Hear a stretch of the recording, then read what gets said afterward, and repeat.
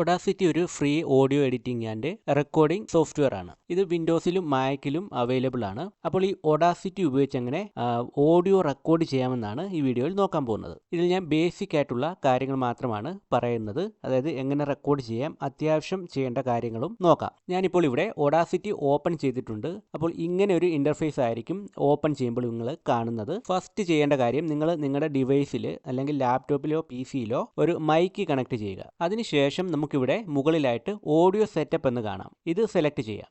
ഈ ഓഡിയോ സെറ്റപ്പിൽ ഇപ്പോൾ കുറച്ച് ഓപ്ഷൻസ് ഇവിടെ കാണാൻ സാധിക്കും. നമുക്ക് ഫസ്റ്റ് ആയിട്ട് ഇവിടെ ഹോസ്റ്റ് എന്നൊരു ഓപ്ഷൻ കാണാം. ഈ ഹോസ്റ്റ് സെലക്ട് ചെയ്യാം. ഇതിൽ നമ്മൾ MME എന്നുള്ളത് സെലക്ട് ചെയ്ത് കൊടുക്കാം. അതല്ലെങ്കിൽ വിൻഡോസ് ഡയറക്റ്റ് സൗണ്ട് എന്നുള്ളത് സെലക്ട് ചെയ്യാം. പിന്നെയുള്ളത് പ്ലേബാക്ക് ഡിവൈസ് ആണ്. നമ്മൾ റെക്കോർഡ് ചെയ്യുന്ന ഓഡിയോ നമുക്ക് കേൾക്കുന്നത് എങ്ങനെ, ഏതിലൂടെയാണെന്നുള്ളതാണ് ഇവിടെ കൊടുക്കേണ്ടത്. ഹെഡ്ഫോൺ ആണെങ്കിൽ അത് കൊടുക്കാം. അതല്ലെങ്കിൽ ഇൻബിൽറ്റ് സ്പീക്കേഴ്സ് ആണെങ്കിലും അത് സെലക്ട് ചെയ്ത് കൊടുക്കാം. റെക്കോർഡിംഗ് ഡിവൈസ് എന്നുള്ളിടത്ത് നമ്മുടെ എക്സ്റ്റേണൽ മൈക്ക് സെലക്ട് ചെയ്ത് കൊടുക്കാം. റെക്കോർഡിംഗ് ചാനൽസ് എന്നുള്ളത് സ്റ്റീരിയോ ആക്കി കൊടുക്കാം. പിന്നെ ഇവിടെ ഓഡിയോ സെറ്റിംഗ്സ് ആണ്. ഈ സെറ്റിംഗ്സിൽ നമ്മൾ കൊടുത്തതൊക്കെ ഇവിടെ കാണാൻ സാധിക്കും. എന്തെങ്കിലും മാറ്റണമെങ്കിൽ ഇവിടെ അത് മാറ്റാവുന്നതാണ്. അതിനുശേഷം ഓക്കെ ക്ലിക്ക് ചെയ്യാം. അതിനുശേഷം ഇവിടെ മുകളിൽ കാണുന്ന ട്രാക്സ് എന്നൊരു ഓപ്ഷൻ കാണാം. ഈ ട്രാക്സ് സെലക്ട് ചെയ്യാം. ഈ ട്രാക്സിൽ ആഡ് ന്യൂ എന്നുള്ളത് സെലക്ട് ചെയ്യുമ്പോൾ ഇവിടെ സ്റ്റീരിയോ ട്രാക്ക് എന്ന് കാണാം. ഈ സ്റ്റീരിയോ ട്രാക്ക് സെലക്ട് ചെയ്യാം. ഓക്കെ, ഇപ്പോൾ നമുക്കിവിടെ കാണാം, നമുക്ക് ഓഡിയോ റെക്കോർഡ് ചെയ്യാനുള്ള ട്രാക്ക് ഇവിടെ വന്നിട്ടുണ്ട്. ഇതിൽ ഇനി നമുക്ക് ഓഡിയോ റെക്കോർഡ് ചെയ്യാനായിട്ട് നമുക്കിവിടെ റെക്കോർഡിംഗ് ഓപ്ഷൻ ഉണ്ട്. അതായത് ഇവിടെ കാണുന്ന ആ ഒരു റെഡ് ബട്ടൺ കാണാം. ഒരു റെഡ് ബട്ടണിൽ ക്ലിക്ക് ചെയ്ത് നമുക്ക് ഓഡിയോ റെക്കോർഡ് ചെയ്യാം. ഓഡിയോ റെക്കോർഡ് ചെയ്തതിന് ശേഷം ഇത് സ്റ്റോപ്പ് ചെയ്യാനായിട്ട് നമുക്കിവിടെ സ്റ്റോപ്പിങ്ങിൻ്റെ ഒരു ഐക്കൺ ഉണ്ട്. ഈ സ്റ്റോപ്പിംഗ് ഐക്കൺ ക്ലിക്ക് ചെയ്യാം. ഇത് കൂടാതെ പൗസ് ചെയ്യാനുള്ള ഓപ്ഷനും ഉണ്ട്. ഈ റെക്കോർഡ് ചെയ്യുന്നതിൻ്റെ ഇടയ്ക്ക് നമുക്ക് പൗസ് ചെയ്തും വെക്കാവുന്നതാണ്.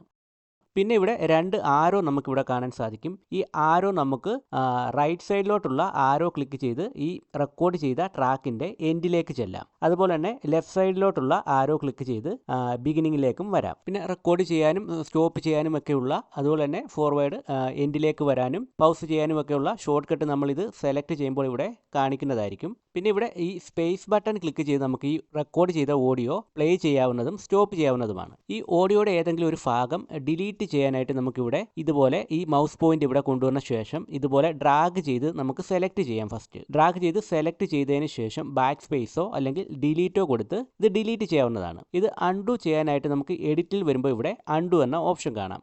ഇതിന്റെ ഷോർട്ട് കട്ട് ഇവിടെ ഉണ്ട്. അപ്പോൾ അത് ക്ലിക്ക് ചെയ്ത് നമുക്ക് അൺഡു ചെയ്യാവുന്നതാണ്. ഈ ട്രാക്ക് മൊത്തത്തിൽ സെലക്ട് ചെയ്യാനായിട്ട് നമുക്കിവിടെ കൺട്രോൾ A സെലക്ട് ചെയ്ത് മൊത്തത്തിൽ സെലക്ട് ചെയ്യാം. അതുപോലെ തന്നെ നമ്മുടെ ഈ ഓരോ ട്രാക്കും സെലക്ട് ചെയ്യാനായിട്ട് ഈ ട്രാക്കിന്റെ മുകളിലായിട്ട് നമുക്ക് ഇവിടെ കൊണ്ടുവരുമ്പോൾ ഇവിടെ ഒരു ഹാൻഡിന്റെ ഒരു ഓപ്ഷൻ വരും. ഈ ഹാൻഡിന്റെ ഓപ്ഷൻ വെച്ച് നമ്മൾ അവിടെ ക്ലിക്ക് ചെയ്താൽ നമുക്ക് ഇത് ഈ ട്രാക്കായിട്ട് ഓരോ ട്രാക്കായിട്ട് സെലക്ട് ചെയ്യാവുന്നതാണ്. പിന്നെ നമ്മൾ ഈ രീതിയിൽ തന്നെ ഈ മൗസ് കൊണ്ടുവന്ന് ഏതെങ്കിലും ഒരു ഭാഗം സെലക്ട് ചെയ്തതിന് ശേഷം ഇവിടെ എഡിറ്റിൽ വരുമ്പോൾ നമുക്ക് കട്ട് എന്നൊരു ഓപ്ഷൻ കാണാം. അതുപോലെ തന്നെ ആ ഭാഗം കട്ട് ചെയ്തിട്ട് നമുക്ക് എവിടെയാണോ വേണ്ടത് അവിടെ കൊണ്ടുവന്ന ശേഷം പേസ്റ്റ് ചെയ്യാവുന്നതാണ്. അപ്പോൾ ഈ എഡിറ്റിൽ തന്നെ ഇതിന്റെ ഓപ്ഷൻ ഉണ്ട്. ഇതിന്റെ ഷോർട്ട് കട്ട് നമുക്ക് ഈ സൈഡിൽ കാണാൻ സാധിക്കും. അതും ഉപയോഗിക്കാം. ഇതുപോലെ തന്നെ കോപ്പി പേസ്റ്റും ചെയ്യാവുന്നതാണ്. പിന്നെ നമുക്ക് ചെറിയ രീതിയിൽ നോയ്സ് റിഡ്യൂസ് ചെയ്യാൻ സാധിക്കും. അതിനായിട്ട് ഈ ക്ലിപ്പ് മൊത്തം സെലക്ട് ചെയ്തതിന് ശേഷം നമുക്ക് എഫക്റ്റിലേക്ക് പോകാം. എഫക്റ്റിൽ ഇവിടെ നോയ്സ് റിമൂവൽ ആൻഡ് റിപ്പയർ എന്ന് കാണാം. ഇത് സെലക്ട് ചെയ്യാം. ഇതിൽ ഫസ്റ്റ് കാണുന്ന ക്ലിക്ക് റിമൂവൽ എന്നത് സെലക്ട് ചെയ്യാം. അപ്പോൾ ഇവിടെ ഇതിനുള്ള ഓപ്ഷൻ ഉണ്ട്. ഇത് നമുക്ക് വേണമെങ്കിൽ അഡ്ജസ്റ്റ് ചെയ്യാം. അതല്ലെങ്കിൽ ഈ